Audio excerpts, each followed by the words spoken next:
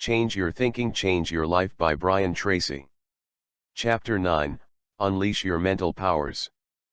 Part B.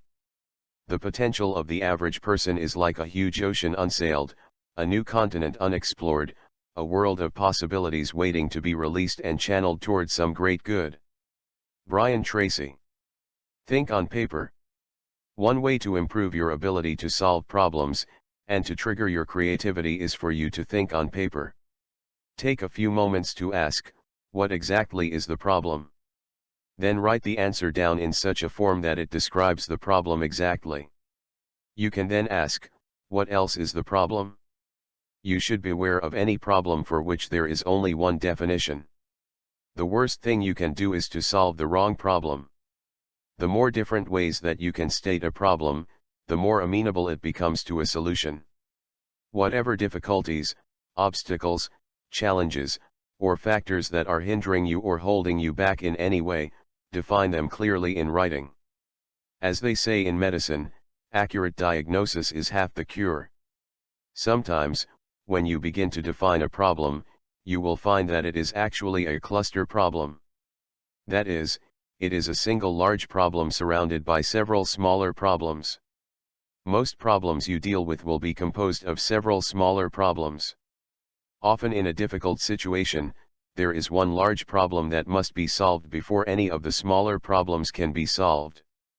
The best approach to this type of situation is for you to determine the main problem and then define the individual parts of the problem separately. You identify the core problem that must first be solved and then deal with the smaller problems in order. Sometimes solving one part of the problem leads to the resolution of the entire situation. Goals are just problems. A goal that you have not yet achieved is merely a problem that you have not yet solved. This is why success has been defined as the ability to solve problems. If you are not earning the kind of money that you would like, that is an unsolved problem. If you are not enjoying the levels of health and fitness that you desire, this is just a problem that you must solve. An obstacle that stands between you and your goal is merely a problem waiting for a solution. Any limitation that is holding you back is just another problem waiting for you to solve. In every case, your job is to not let the problem get on top of you, but rather for you to get on top of the problem. Your job description. If I asked you what you did for a living, you would tell me the name of your current position or job description. But whatever your title, your real job is problem solver. This is what you do all day long. It is this ability that makes you valuable. You are a professional problem solver. Your success in your career is determined by how effectively you solve the problems and achieve the goals of your position. Never complain about your problems at work. You should be grateful for them. If you had no problems at work, you would have no job. When people become unable to solve the problems that arise in their work, they are quickly replaced by people who can. When you become an excellent problem solver, you are quickly promoted to solving even bigger and more important problems. From now on, see yourself as a problem solver. The only question is, how good are you at your job? Your goal is to become absolutely excellent at solving any problem that the world can throw at you. Ask focused questions.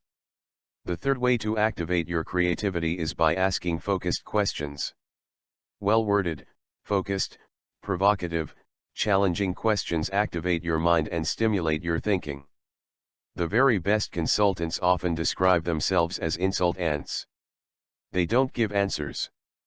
They instead force their clients to ask and answer tough questions. To trigger your own creativity, you have to ask yourself some tough questions as well, and then question your answers. Remember zero-based thinking? Keep asking yourself, if I were not now doing this, would I start it over again today knowing what I now know?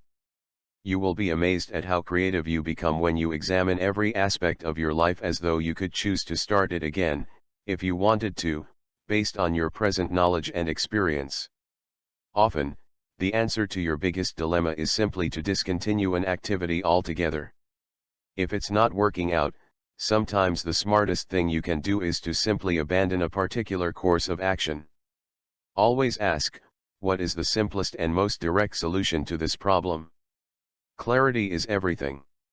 There are additional questions that you can ask to trigger your creativity. For example, what am I trying to do? Be absolutely clear about your answer to this question.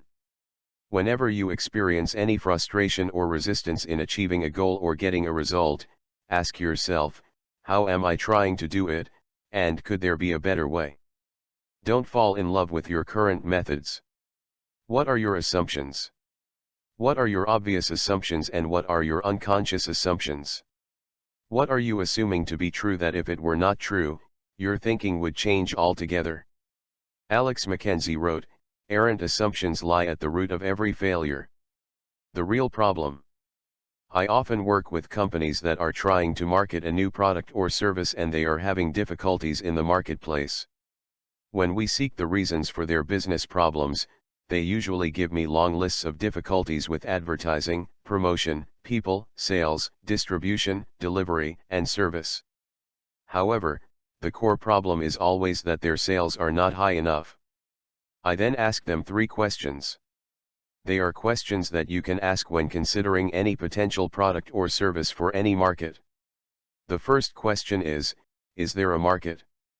Are there people who can and will buy this product or service in competition with other products and services currently being offered?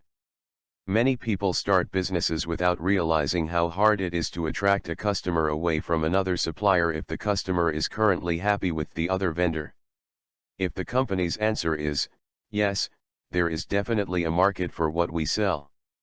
There are people who want it and are willing to buy it from us, my next question is then, is the market large enough? Many products or services are good, valuable, and worthwhile, but there is not a large enough market to justify investing all the time and energy necessary to bring it to the market. There are better and more profitable uses for the money.